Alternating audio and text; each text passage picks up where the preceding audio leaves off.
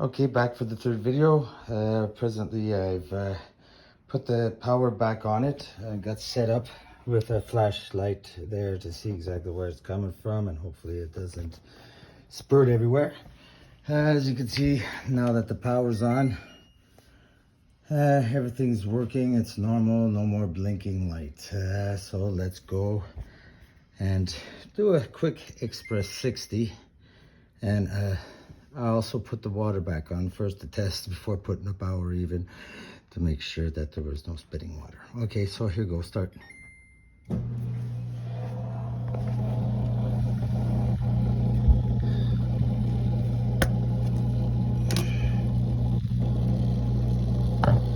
For the time being, everything seems to be working fine. Now the problem is, I don't know if it's the hose leak or if that unit is cracked. You can get it on the internet for about 60 bucks. Some places sell it double the price, of course, so shop around. I didn't buy it yet. I want to make sure it's not the hose that I could just cut off a piece and... Oh, there we go. There's the drip, drip, drip. We had a little bit of a drip, and so that dripped into the pan. Now, that little amount I don't think would stop it from working, but it's continuous. Let's see if I could get a little closer. It's my cell phone here, so of course I don't want to...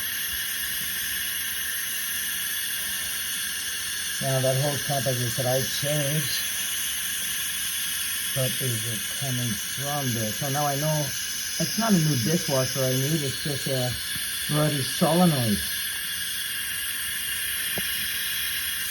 You know.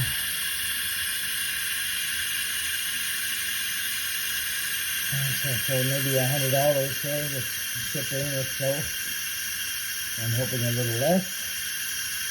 My little bit of time off work, and it's a $500 day. There we go. It's loading it up, but of course that drip is still problematic.